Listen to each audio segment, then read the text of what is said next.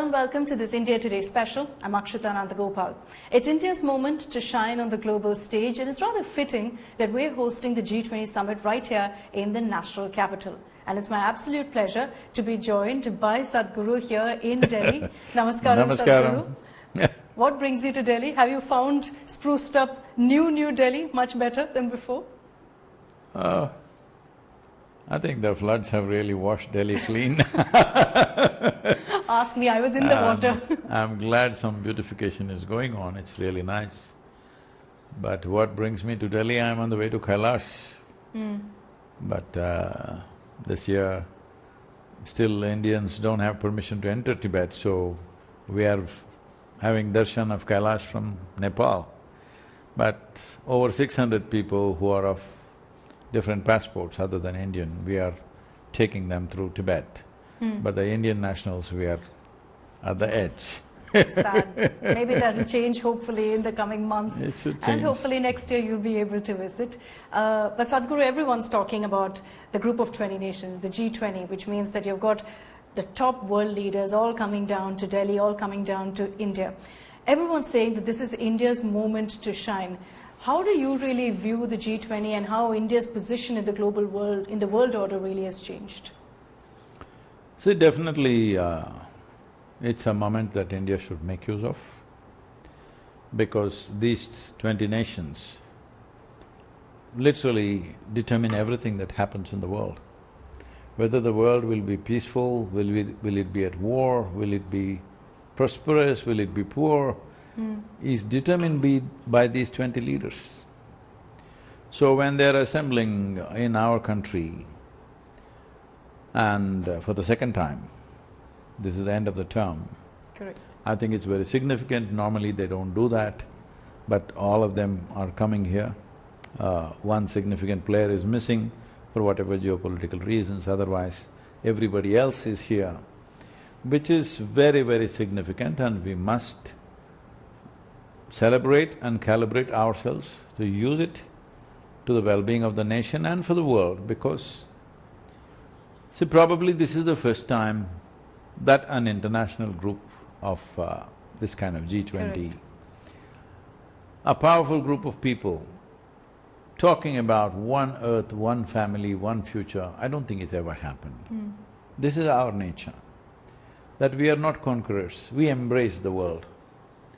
We embrace the world and make it a part of ourselves, rather than conquer the world and sit on top of people's heads.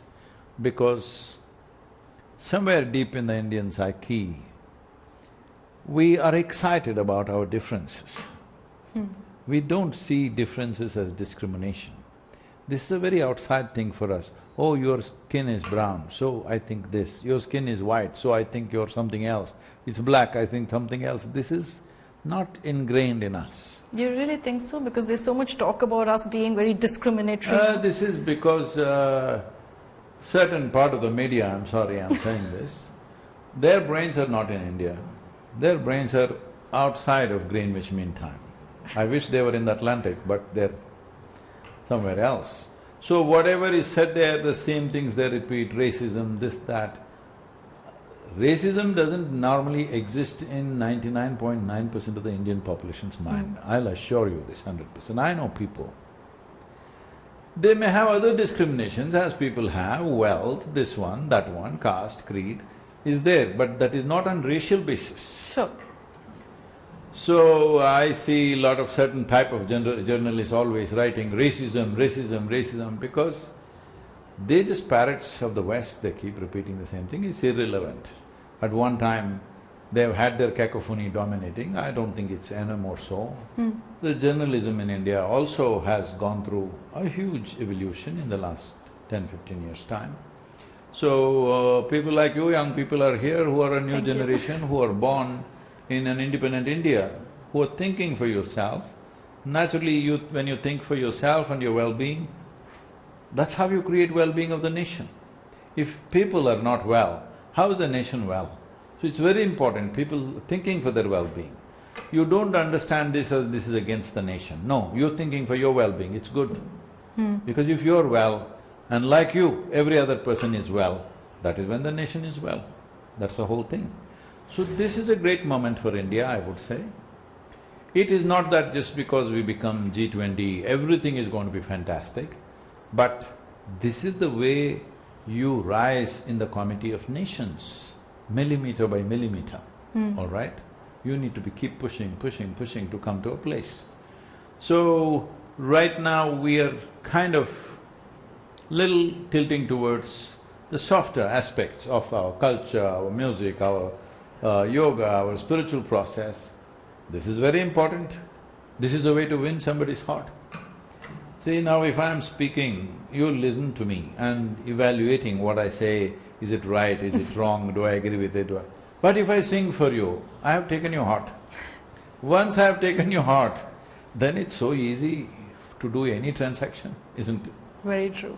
So in that way we are doing this because this is a complex, multilateral process. It's not going to happen just because your military is powerful, just because your economy is powerful, just because your science is powerful, it's not going to happen. On all levels we have to do. So, it's an incremental process and I think we're handling this smartly. Today I think we are handling our geopolitics in a very sensible and sane manner, I would say. This meeting is happening at a time of global conflict. The Russia-Ukraine war. Conflict. The Russia-Ukraine war. No, that's only one place. My point is, does India then have a larger say and should India play a larger role in kind of ending that conflict? Because we, as a race, as you've mentioned, are all about peace. Whether you look at Mahatma Gandhi or our spiritual beliefs also, it's always about peace. Well, our longing to live a peaceful life is not from post-Mahatma Gandhi era. It goes well before, not because we are afraid of or averse to other ways of doing things, but we understand human beings thrive best when there is stability in the outer atmosphere, which is peace. If you can't be ecstatic, at least you must be peaceful, I would advise you to be blissful, but if that's not possible, at least peaceful. Because that's the most fundamental requirement, to be individual human beings peaceful, society being peaceful, nations being peaceful, is the only way populations can thrive and live well, whatever we wish to do. But this idea of peaceful coexistence is deep-rooted within us. At the same time, we have not been averse to that. When violence is needed, we have recommended that. All our legendary heroes fought battles, but out of righteousness, not for conquest normally. So, it is not that we are some pure, perfect creatures on the planet, but generally if you look at us, we have not been too avaricious to grab things. We have traded with the entire world of the known world of that time, enormous trading, but we didn't want to conquer them. We wanted to include them, we wanted to make business out of it, we wanted to culturally share things, spiritually include them. It's a kind of an embrace, because not necessarily because we are averse to conquest either, simply because we are wise. See, if I conquer you, I have to sit on top of your head and you will be doing everything to throw me off. But if I transact with you and if I capture your heart, if I capture your economic needs, your clothing you buy from me, the food you buy from me, now you have a relationship with me which is far more enduring and now the end word is sustainable. Yeah. So we always thought of sustainability. I don't think there is any one nation on the planet, any one civilization on the planet for that matter, who has existed in high levels of prosperity for 1500 to 2000 years at a stretch. That happened only here. Because this wisdom that we have, that we understand, if we beat you and take what you have, then neither I can enjoy it nor you can enjoy it. If we transact with you and do things in a smart way, I'll get little more than what you get and somehow we'll go on. But if I get everything, then you won't transact with me. It's out of wisdom. So but it's important… do you think other nations recognize that? You've travelled far and wide, Sadhguru, In the last 1 decade, do you believe that the perception of India has changed among Phenomenally. people? How so? Phenomenally. What was before and what is now? See, it's very hard to explain. For example, I'm in a… I don't want to name the events Sure. because they have certain sensitivity. I'm in an event where there are over 42 US congressmen and Senate members. Without exception, every one of them coming up to me and talking about Bharat and our Prime Minister. Everybody, without exception. This has never happened before. Because Indian means it was like, ignore them. Now Indian means everybody will sit up in the world. So, because we must understand, world only recognizes and values success. If you're not successful and you're talking big things, we think you're just one big hot air. You may have a lot of air. We have whole lot of civilizational strength within us which no other civilization has. That much wisdom, nonsense we have. But if it does not translate into present level of success, if you keep on crying about the invasions that happened for the last 700, 800 years, and after 70 years if you don't show any success, then nobody values your civilization or your wisdom, because your wisdom has not worked. It's very important. If I know something very important, it must work. Either internally or externally it must work. So externally it's working. The argument always is that, look, India's success story, what's everyone's definition of success? It could be that the world is now hailing you, but in India, have things bettered? Are people more successful? Way better. Are the poorer getting richer, or is it just the rich who are getting richer? See, if you are thinking of growing from, bottom to top, if you're thinking of that, you're thinking of socialism. Has it worked anywhere? So, top-down is what has largely worked. That is what we are doing right now. But we have not given up the bottom of the pyramid. There is work being done there also.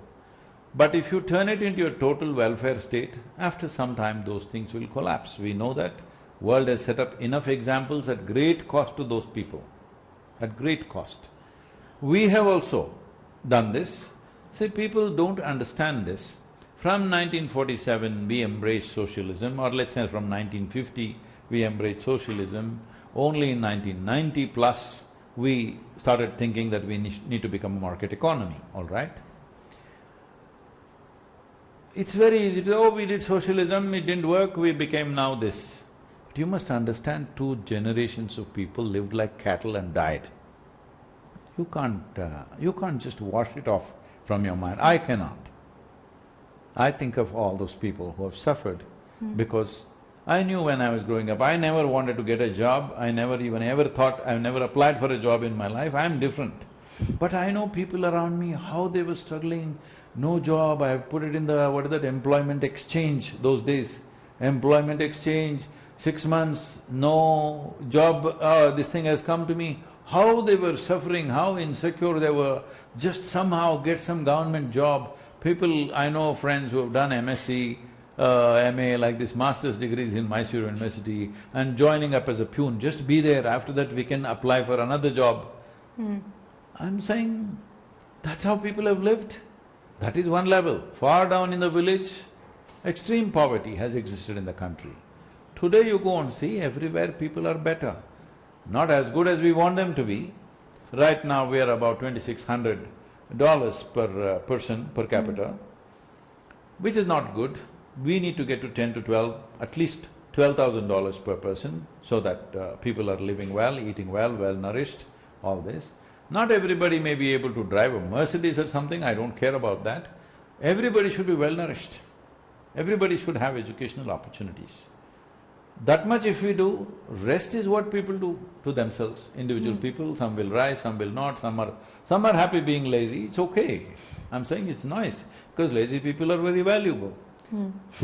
Yes, because 50% of the world is lazy, That is why the world is still functioning. If everybody was industrious and super busy, with the kind of modern technology we have, with the empowerment that we have, I think the planet has only 12 to 15 years or 20 years at the most. Fortunately, 50% are lazy, so I bow down to the lazy people because without them, what? Everybody can't be busy, it's all right. I'm saying the important thing is people are doing what they want to do. That's the important thing. As long as they're not self-destructive, I don't care what they do. Interesting perspective. Sadhguru, when It's you the talk only of the… perspective. Tell me, human well-being is the only perspective. What is the perspective? Some would say, Sadhguru, then that, if you look at the unemployment rates in the country, that should be indicative of how our growth story really is. Say, do one thing.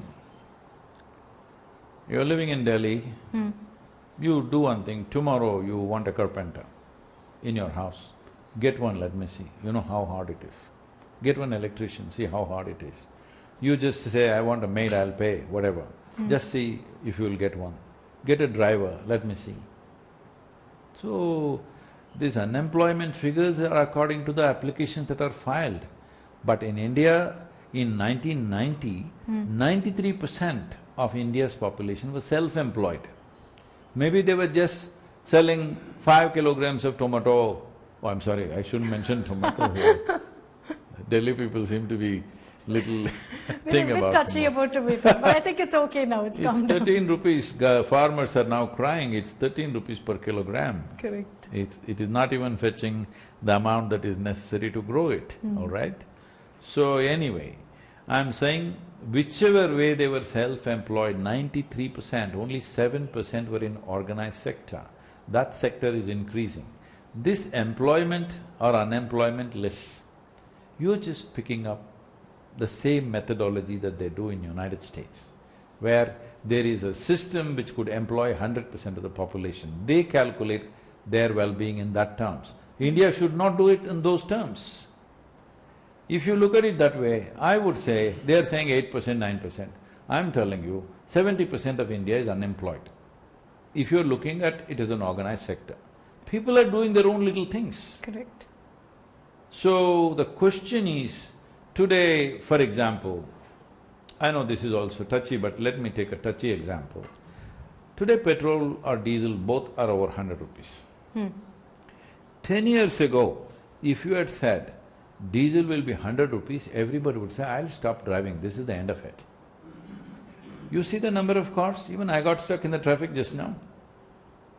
People are driving. Yes. You think they're all robbing a bank or something? No, they got their monies. They got their money, however they got it. They may not be getting in salary, they may be selling this, they may be doing that, they're doing some dhanda, whatever. I am not saying everything is perfect in this country, it is not. You must understand, we were in a deep pit. 47, we were in a deep, deep pit. In 75 years, have we done fantastic? No. Have we done well? Yes. We can always say we can do better, we should definitely do better. If we could have handled our social, aberrations here and there, corruption, if we had handled it right from day one, if there was a way, I don't think there was a way. Now, there is a better way because everything is getting digitized and human hands are not there, so sticky fingers don't get chance to touch your cash. Everything is digitized, lot of things are neutralized corruption-wise. Do you think these could have been done earlier? Do you think it's taken a certain kind of leadership to change that and bring us to this moment where definitely, G20 that is, the leadership is definitely an issue, but also it's a question of times, technology. See, it's always easy to fix things in retrospect. At that moment, from what you knew at that moment to make decisions, today after whatever number of years, when you look back, we can see they made all wrong decisions. But in postmortem, we will be perfect human beings. That's not good enough. Striving to be better now is important rather than being perfect after we are dead. Wow. The G20 event itself, Sadhguru, we've been seeing in the last 1 year several events happening, one that happened also at the Isha Ashram in Coimbatore. There's a lot of talk of how India is being portrayed, because this is a message that the entire world is watching. India is known for our culture, we're known for our traditions. But how do you also ensure that, it's a mix of modernity and tradition, and that message is sent across to, bust that image of a snake charmer's country? Are you insulting me? Oh no! Because of my snakes, my snakes and my association with snakes. No, not at all. Only the stereotypical image of India, right, that used to be. But I'm not insulted if you call me a snake charmer. Oh, no. Because Adiyogi himself carries a snake around his neck, so we don't think… If you say I'm a snake charmer, if I can charm a venomous animal, I must be something, isn't it? So, that's not the point. I know that kind of image has been spread, a very negative, and when the Chandrayaan happened, you saw the cartoon, the old 9-year-old cartoon and the new one and everything, all right? So that's been the way, that is because that's been their way, that some people think they are superior to everybody else. We are leveling that out. Everybody's head and tongue and every part of them was pointed towards India 200, 300 years ago. Why all European explorers want to come to India? Why one of those guys made a mistake and landed up in North America and called those people Indians and did whatever? At least nobody could do what they did to those Indians. They disappeared. Correct. All right? They disappeared. I've made a Native American tour, I've visited over 17 nations on my motorcycle during the COVID. I took that opportunity and go. I was amazed to find out there were even today there are over 500 Native American nations within United States. 500 languages, spiritual processes, traditions, everything in that continent. But all of them were just labeled as Indians. And what was over 25 million population when first white man went there, in the beginning of 20th century, they were just over 1.2 million, okay? In a matter of 160, 170 years. But they couldn't do that to us. We have lived and we've survived and we are the largest population on the planet. Nobody is able to completely demolish our culture, so though we've been ravaged for over 800 years, still we've retained our culture, language, literature, spirituality, everything we've kept. Whatever could be destroyed has been destroyed, but we kept it in our hands where nobody can destroy, still on. This is the only land, after 800 years of occupation, we still have kept this. Tell me which other part of the world has kept it. It's all wiped out, all right? So, this has happened not just because we are strong or resilient, that we are, but that also happened because of the profoundness of understanding, because of the wisdom, because of profoundness of perception and experience. We had the most profound mathematics, astronomy, music, just name it, mysticism, whatever. Because of that, we have endured. If we don't present that to the world, we will be fools. What is our strength if we don't present, then what is the point? When people come to you and you want them to respect you so that you can partner with major powers, because as I said, in United States, the per capita income is over $40,000. We are $2,600. But I don't know the rates and prices in India, I mean in Delhi, but in Tamil Nadu where we are, if you go to a restaurant, if you have 50 rupees, you can eat a full meal. Full, well-nourishing meal you can eat. 50 rupees is how much? About 62 cents. Yes. 62 cents get a meal in United States. Let me see. There is no way. So I'm saying, these international values that are there, we shouldn't be carried away by that. We must look at our people. Are they looking more nourished? Have you grown a couple of inches taller than your parents? Yes. Yes, that is the thing that matters. Even though if they were in reasonably well-to-do situations, their nourishment was less than yours. Today look at most of the young people, they're taller than their parents. This is what we want to see. Human beings are doing better. But shouldn't we counter that narrative? Or What? do you think that India is okay, we're doing well on our own, we focus on that, but shouldn't we counter this narrative of trying to kind We of… must counter the narrative, but not by fighting with them. No aggression. It's not… I'm not saying no aggression.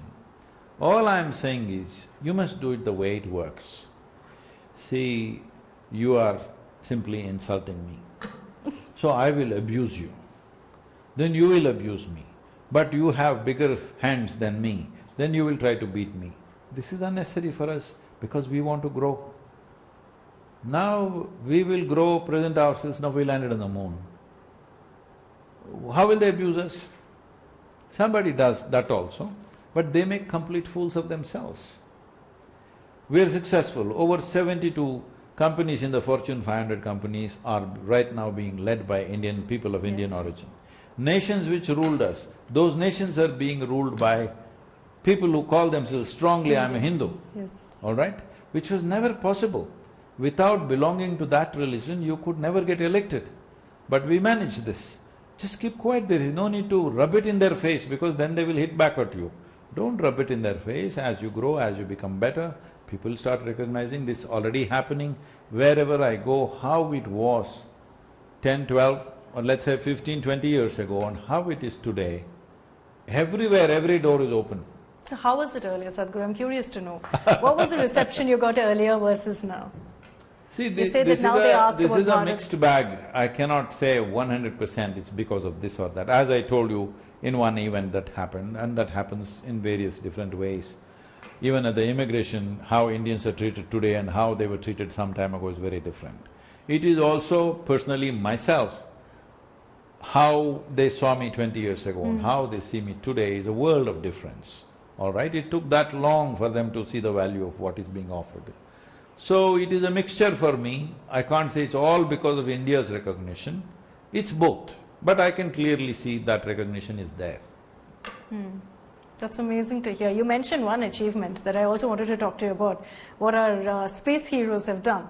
ISRO with Chandrayaan-3, with Aditya L1. It's a great sense of pride, and I think it completely changes how the world also sees us for that moment. I'm sure you were watching when Chandrayaan-3 touched down on the moon. How did you feel, Sadhguru?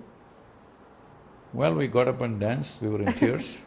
Because I know all these scientists very well, they are very close to us, they're… a lot of them are… who've done our programs, they visit the yoga center regularly, they're engaged with us. I know them as people, I know what it meant to them. These are brilliant people, but so unassuming.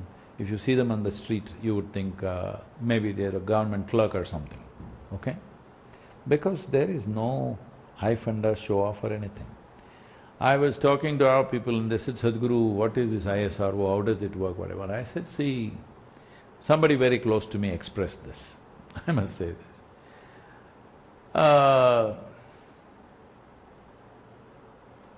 It's hard, I don't know how to keep secrets, this is my problem.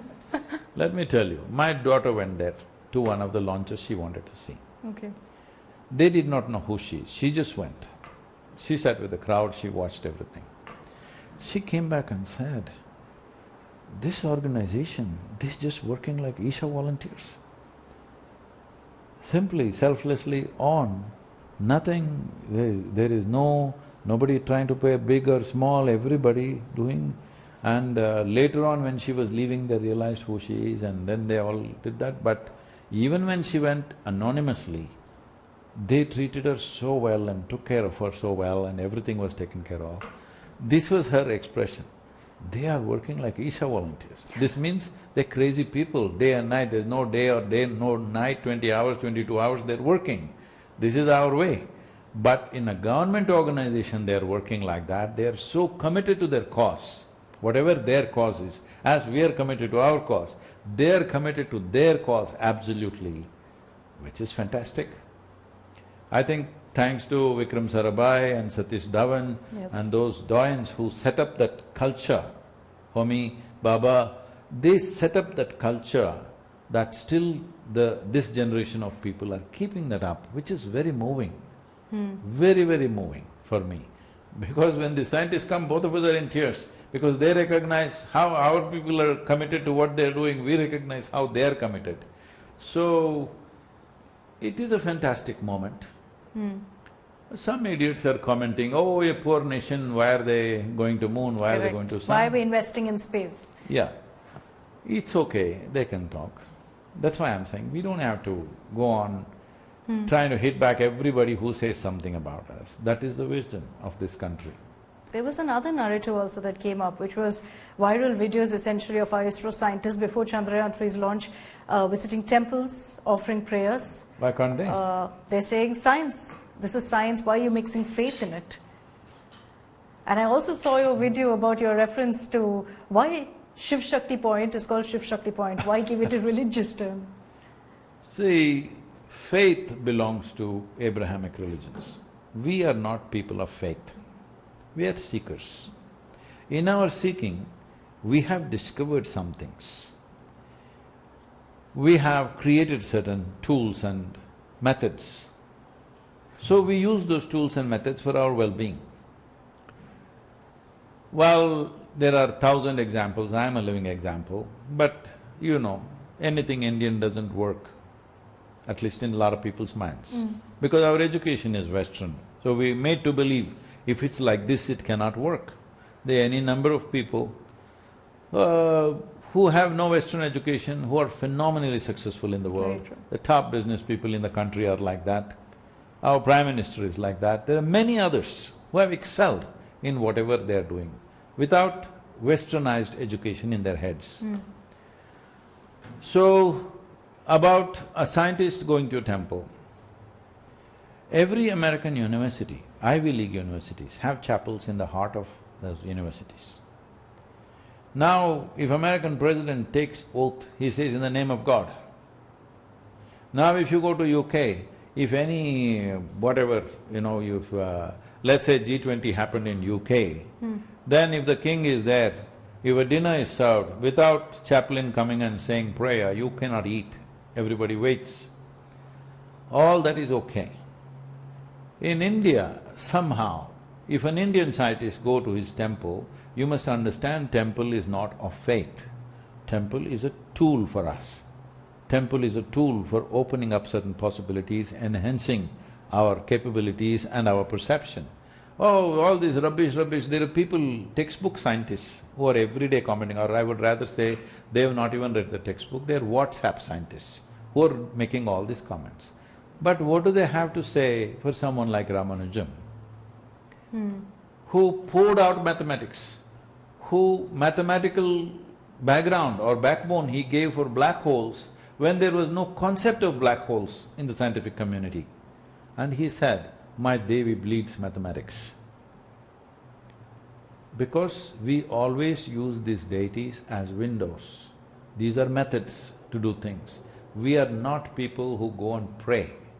Do this, do that, make my Chandrayaan successful, that is not the thing. Just going there, imbibing certain energy so that I can function at a higher level. We are not asking God to make our Chandrayaan successful. The scientist looking how to upgrade himself to do this enormous task. Yes, everybody should do that. This is what this culture and this civilization is about.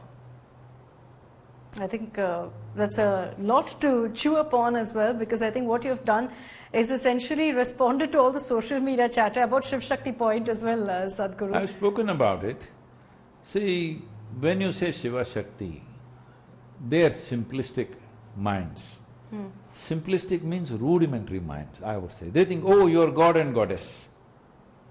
Shiva Shakti are not film heroines or something.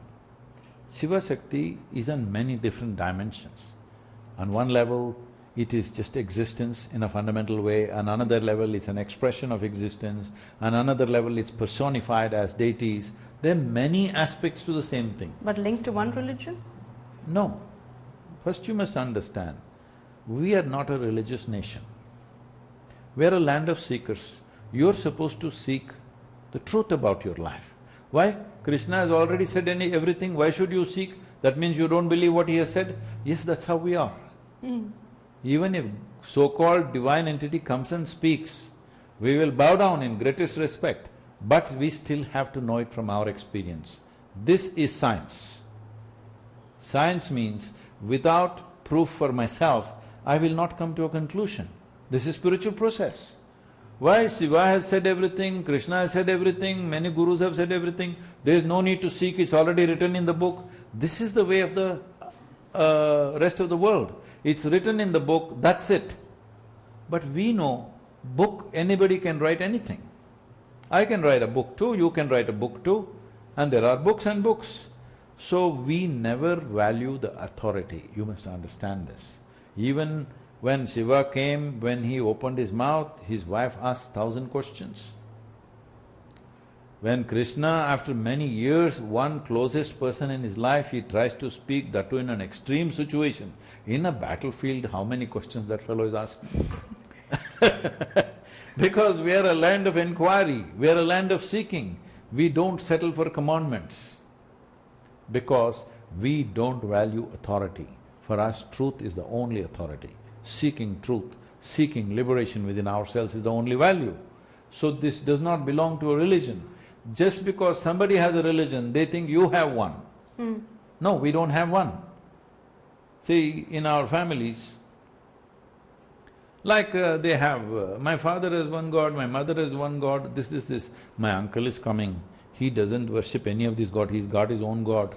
So because he's coming, his god we will bring and establish.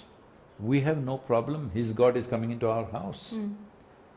Because he doesn't worship our god, he worships different god. So we bring that god into our house that day. So this is not religion, this is a method, a way to transform ourselves, to liberate ourselves from whatever. We use various tools. This is the only culture which is conscious somewhere deep inside that God is our making. Everywhere else, people believe they are God's making. That's a serious mistake. This has been extremely enlightening, Sadhguru. Anyway, this question when it came, I know if you've heard the video. I have, yes. So, Shiva Shakti, Hindu names, why are we giving? Well, what is Apollo? What is Luna? What is Neptune? What is Jupiter? What is Saturn? All either Greek or Roman gods and goddesses. But you had no problem. No problem. The moment it becomes Hindu, there is a problem. You must understand this. Hindu is not a religion. Hindu is a land. People who lived in this land also became Hindu. Because people who lived in this land is Hindu and this country is Hindustan. But essentially we are people who belong to Sanatan Dharma. Dharma does not mean religion, Dharma means the law. Sanatana means eternal. Dharma means the law, the eternal law. What governs the universe, what governs our creation? We are constantly trying to be in tune with that. Anything that's eternal is naturally all-inclusive, isn't it? If you have your faith, I have my faith. There is no way you and me are going to be one. We can pretend. When it comes to real things, we will fight. This has been the way of the world. This is why India is important. This is why our motto right now for G20 is one earth, one family, one future. This is the only sustainable way of existing on this planet.